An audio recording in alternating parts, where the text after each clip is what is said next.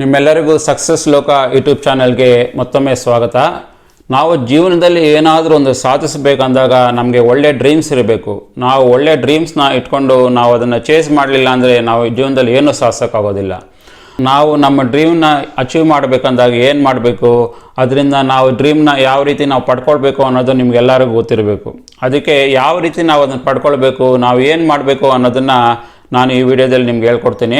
ಅದಕ್ಕೆ ಹೇಳೋಕ್ಕೆ ಮೊದಲು ನಿಮ್ಗೊಂದು ಸಣ್ಣ ಕಥೆ ಹೇಳ್ತೇನೆ, ಆಗ ನಿಮ್ಗೆ ಅರ್ಥ ಆಗುತ್ತೆ ನೀವು ಯಾವ ರೀತಿ ಡ್ರೀಮ್ನ ಅಚೀವ್ ಮಾಡಬೇಕಾಗುತ್ತೆ, ನೀವು ಏನು ಮಾಡಿದ್ರೆ ನಿಮ್ಮ ಡ್ರೀಮ್ಸ್ ಖಂಡಿತವಾಗಿ ಅಚೀವ್ ಆಗುತ್ತೆ ಅಂತ.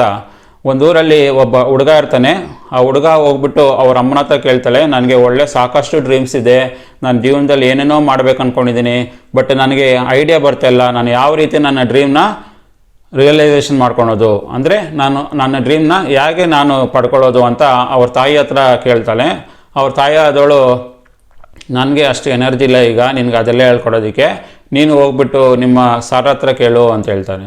ಆಗ ಅವ್ರ ಸರ್ ಹೇಳ್ತಾರೆ, ನೀನು ಒಂದು ಡ್ರೀಮ್ನ ಅಚೀವ್ ಮಾಡ್ಬೇಕಂದ್ರೆ ಅಷ್ಟು ಕಷ್ಟ ಬೀಳಬೇಕು, ಇಷ್ಟು ಕಷ್ಟ ಬೀಳಬೇಕು, ನೀನು ಮೌಂಟ್ ಎವರೆಸ್ಟ್ ಹತ್ತಬೇಕು ಅಂತ ಏನೇನೋ ಹೇಳ್ತಾನೆ ಅವ್ರ ಟೀಚರು ಸಹ. ಅವನಿಗೆ ಅರ್ಥನೇ ಆಗೋದಿಲ್ಲ. ನನ್ನ ಡ್ರೀಮ್ನ ನಾನು ಹೇಗೆ ಅಚೀವ್ ಮಾಡಬೇಕಂತ ಕೇಳಿದ್ರೆ ಅವರು ಮೌಂಟ್ ಎವರೆಸ್ಟ್ ಅಷ್ಟು ಕಷ್ಟ ಬೀಳು, ಇಷ್ಟು ಕಷ್ಟ ಬೀಳು ಅಂತೆಲ್ಲನೂ ಹೇಳ್ತಾರಲ್ಲ ಅಂದ್ಬಿಟ್ಟು ಇನ್ನು ಮುಂದೆ ಹೋಗ್ತಾನೆ. ಅಲ್ಲಿ ಚರ್ಚಲ್ಲಿ ಒಂದು ಪಾದ್ರಿ ಹತ್ರ ಹೋಗಿ ಕೇಳ್ತಾನೆ. ಚರ್ಚ್ ಹತ್ರ ಹೋಗ್ಬಿಟ್ಟು ಪಾದ್ರಿ ಹತ್ರ ಕೇಳಿಬಿಟ್ಟು, ನನಗೆ ಈ ಥರ ಒಂದು ಡ್ರೀಮ್ ಇದೆ, ನಾನು ಈ ಥರ ಅಚೀವ್ ಮಾಡಬೇಕು, ಏನು ಮಾಡಬೇಕು ಅಂದಾಗ ಆ ಫಾದರ್ ಬಂದುಬಿಟ್ಟು, ನೀವು ದಿನ ಪ್ರೇಯರ್ ಮಾಡಿದ್ರೆ, ಆ ದೇವರಲ್ಲಿ ಪ್ರಾರ್ಥನೆ ಮಾಡಿದ್ರೆ ನೀವು ಏನು ಅಂದ್ಕೊಂಡಿದ್ವೋ ನಿಮಗೆ ಖಂಡಿತವಾಗಿ ಸಿಗುತ್ತೆ ಅಂತ ಹೇಳ್ತಾರೆ. ಆಗ ಹುಡುಗನಿಗೆ ಅರ್ಥನೇ ಆಗೋದಿಲ್ಲ, ನನಗೆ ನಾನು ಡ್ರೀಮ್ನ ಅಚೀವ್ ಮಾಡಬೇಕು, ಆದರೆ ಇವ್ರು ನೋಡಿದ್ರೆ ಪ್ರೇಯರ್ ಮಾಡು ಅಂತ ಕೇಳ್ತಿದ್ದಾರೆ ಅಂತ. ಆಗ ಇನ್ನೂ ಮುಂದೆ ಹೋಗ್ಬೇಕಾದಾಗ ಒಬ್ಬ ದಾರಿಯಲ್ಲಿ ಒಬ್ಬ ಮುದುಕ ಹೋಗ್ತಾ ಇರ್ತಾನೆ.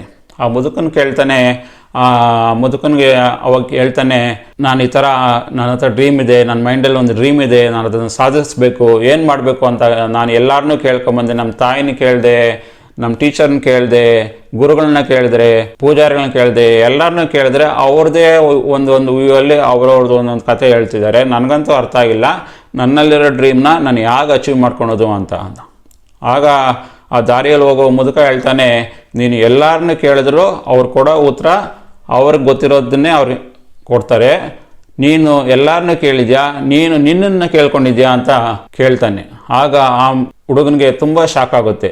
ಹೌದಲ್ಲ, ಇದು ನನ್ನ ಡ್ರೀಮು, ಈ ಡ್ರೀಮ್ನ ನಾನು ಅಚೀವ್ ಮಾಡಬೇಕು, ಈ ಡ್ರೀಮನ್ನ ನಾನು ಅಚೀವ್ ಮಾಡಿ ನಾನು ಸಕ್ಸಸ್ ತೊಗೊಳ್ಬೇಕು, ನಾನು ಅದನ್ನು ಹೋಗ್ಬಿಟ್ಟು ಎಲ್ಲರ ಹತ್ರನೂ ಯಾವ ರೀತಿ ಅಚೀವ್ ಮಾಡೋದು, ಯಾವ ರೀತಿ ನಾನು ಇದನ್ನು ಪಡ್ಕೊಳ್ಳೋದು ಅಂತ ನಾನು ಪ್ರತಿಯೊಬ್ಬರಿಗೂ ಹೇಳಿದಾಗ ಅವರು ಅವ್ರದ್ದೇ ಆದಂಥ ರೀತಿಯಲ್ಲಿ ಆನ್ಸರ್ ಮಾಡ್ತಾರೆ. ಆದ್ದರಿಂದ ನೀವು ಒಂದು ಡ್ರೀಮ್ನ ಅಚೀವ್ ಮಾಡಬೇಕಂದ್ರೆ ಅದು ನಿಮ್ಮ ಗೋಲು, ಅದನ್ನು ನೀವೇ ಅಚೀವ್ ಮಾಡಬೇಕಂದಾಗ ನೀವೇ ಪ್ಲಾನಿಂಗ್ ಮಾಡ್ಕೊಳ್ಬೇಕು, ನೀವೇ ಡೀಟೇಲಾಗಿ ಅದನ್ನು ಅರ್ಥ ಮಾಡ್ಕೊಳ್ಬೇಕು, ಮತ್ತು ಹಗಲು ರಾತ್ರಿ ಅಂದಿರ ಅದನ್ನು ಶ್ರಮ ವಹಿಸಿ ಆ ಗೋಲ್ನ ರೀಚ್ ಮಾಡೋದಕ್ಕೆ ಏನು ಮಾಡಬೇಕಂತ ನೀವು ಪ್ಲಾನ್ ಮಾಡಿಕೊಂಡಾಗ ನಿಮ್ಗೆ ಖಂಡಿತವಾಗಿ ಸಕ್ಸಸ್ ಸಿಗುತ್ತೆ. ನೀವು ಖಂಡಿತವಾಗಿ ನೀವು ಯಾವುದೇ ಡ್ರೀಮ್ ಇಟ್ಕೊಂಡ್ರೆ ನಿಮ್ಮ ಜೀವನದಲ್ಲಿ ನೀವು ಖಂಡಿತವಾಗಿ ಸಾಧಿಸ್ತೀರಾ. ಆದ್ದರಿಂದ ನಿಮ್ಮ ಗೋಲ್ನ ನೀವೇ ಯೋಚನೆ ಮಾಡಬೇಕು, ನಿಮ್ಮ ಗೋಲ್ನ ನೀವೇ ಸಾಧಿಸಬೇಕು ಅನ್ನೋದು ನಾನು ಈ ವಿಡಿಯೋದಲ್ಲಿ ಹೇಳೋಕ್ಕೆ ಹೊರಟಿರೋ ಮೆಸೇಜು.